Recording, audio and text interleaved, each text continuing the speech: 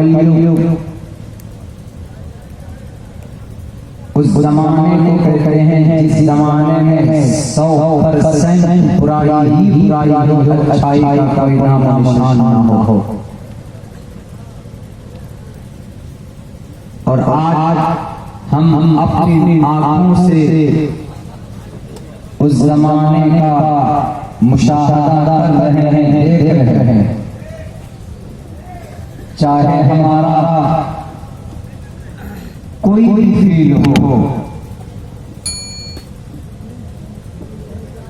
किसी भी डिपार्टमेंट में हम चले जाए, हर जगह बुराई ही बुराई, सब में बुराई। चाहे आवाम का फील हो, दानिश्वर लोगों का फील हो, पढ़े लिखे लोगों का फील हो, टॉप मोस्ट क्वालिफाइड आदमियों का फील हो, चाहे वो प्रशासन का फील हो, चाहे वो गवर्नमेंट का फील हो, चाहे वो banking, social media, print media, electronic media, किसी भी तरह का फील्ड हो, आप किसी भी फील्ड में अगर कदम रख रहे हैं तो हर जगह बुराई है।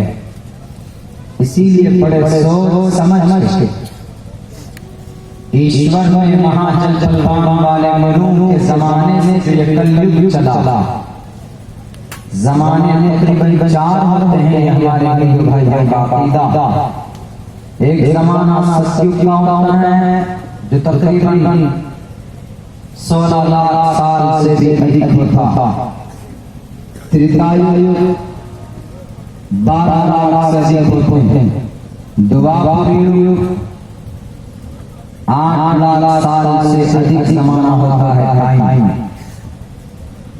ये कलयुग 4,30,000 साल का ये जमाना माना जाता। महाजल जलवान वाले मनु के दौर से ये जमाना शुरू हुआ। सतयुग में अच्छाई ही अच्छाई, बुराई नहीं थी। त्रेता युग, द्वापर युग, त्रेता युग में कुछ अच्छाइयां थी, कुछ बुराइयां थी। लेकिन ये कलयुग का जमाना महाजल जलवान वाले मनु के दौर से शुरू हुआ और ये जमाना 4,32,000 साल का रहेगा। और इस जमाने में शुरू हुए अभी सिर्फ 5,000 साल हुए। महाजल जलवान वाले मनु के टाइम से कलयुग का जमाना शुरू होगा। इस कलयुग के अंदर जब बुराई होगी, इतनी बुराई होगी, हर समाज में, हर इलाके में, हर जगह पर बुराई होगी। चाय की दुकान पे बैठिए तो वहां बुराई, ब्लॉक में जाइए तो वहां बुराई का प्रदर्शन,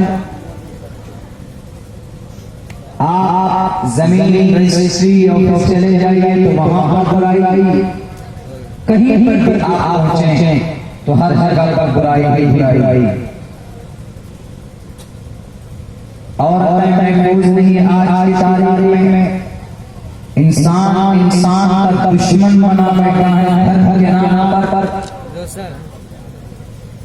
और जो लोग मिलकर रहना चाहते हैं उनको सुकून और चैन के साथ रह नहीं देते, नफरत बांटते हैं, लोगों के बीच में नफरत पैदा करते हैं।